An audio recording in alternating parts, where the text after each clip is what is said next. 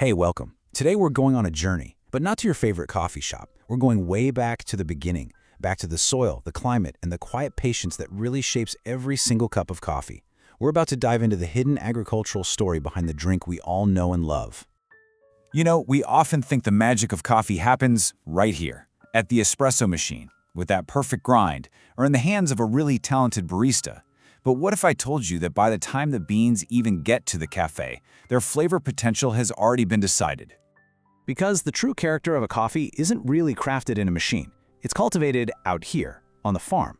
It's born from the altitude of the mountains, the minerals in the soil, and a whole series of critical decisions made long before a single bean ever sees a roaster. So let's explore coffee before the cup. It's so easy to forget that long before it's a drink, coffee is an agricultural product. It's the seed of a fruit. And just like a wine grape or an apple, its final taste is a direct reflection of where it grew and the care that went into growing it. It's actually fascinating how specific the conditions for coffee growth are. Pretty much all of the world's coffee is grown in this one narrow band around the equator, which we call the coffee belt. It's only within this zone that you get that perfect mix of temperature, rain, and altitude for the plant to really thrive. And even within that belt, probably the single most important factor is simply place, or more specifically, elevation. Where a coffee plant grows on a mountain fundamentally changes the bean itself. This is where the very first layer of flavor is built. And the difference is pretty dramatic. At high altitudes, the cooler temperatures mean the coffee cherry grows much more slowly. This long, slow maturation process creates a harder, denser bean that's just packed with complex sugars and that bright, crisp acidity specialty coffee is famous for. On the flip side, lower altitudes mean faster growth, which gives you a lighter bean with a heavier body but usually simpler flavors. So after the environment has set the stage, the first critical human decision comes into play: the harvest. And this isn't just about picking fruit, it's all about timing and precision. And the amount of patience involved here is just incredible. A coffee plant needs 3 to 5 years before it can even produce its first real harvest. After that, these beautiful white blossoms appear for just a few days, then they fall away and become little green cherries. It takes months for those cherries to slowly ripen into a deep, vibrant red. And that moment of peak ripeness, it's really fleeting. Capturing that perfect moment of ripeness is everything, and there are two very different ways to do it. Selective handpicking is a ton of work, but it means only the perfectly ripe cherries get collected. That leads to amazing clarity and sweetness in the cup. Mechanical harvesters, on the other hand, are way faster, but they just strip the whole branch at once, mixing underripe, ripe, and overripe cherries all together. This single choice can introduce bitterness and inconsistency right from the start. Okay, so once the cherries are picked, the clock starts ticking. The next stage is processing. And this is where farmers really act like artists, intentionally designing the final flavor profile of the coffee. This is honestly one of the most impactful steps in the whole journey. Farmers mainly use 3 distinct methods, or paths, and each one creates a totally different result in the cup. You've got the washed process, the natural process, and the honey process. Let's break down what makes each one so unique.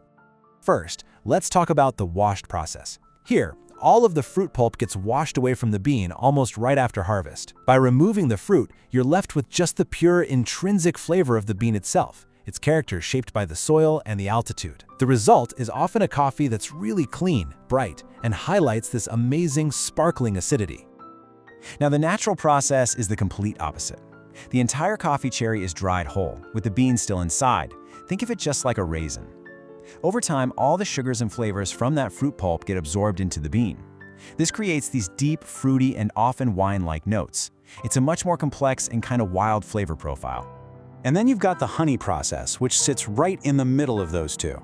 In this case, the skin of the cherry is removed, but some of that sticky fruit mucilage, they call it honey, is left on the bean while it dries.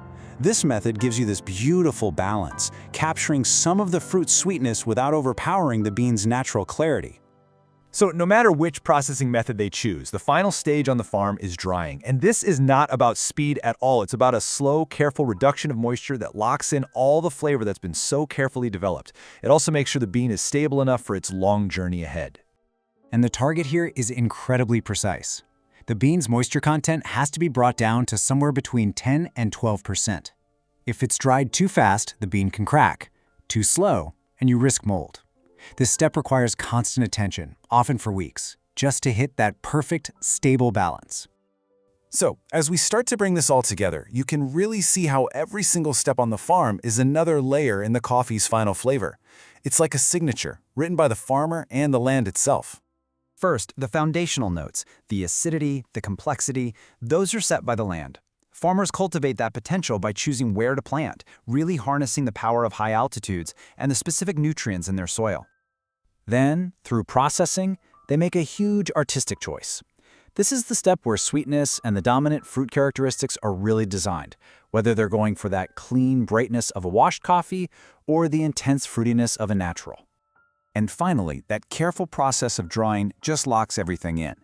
This stage makes sure that all the quality that's been created is preserved, controlling the final balance and guaranteeing a consistent, stable bean that's ready for the roaster. Which brings us to what might be the most important point of all. Brewing is an act of revelation, not creation. A great barista doesn't make a coffee taste amazing. They skillfully reveal the quality that was already put there by the farmer, by the climate, and by the process. The story was already written.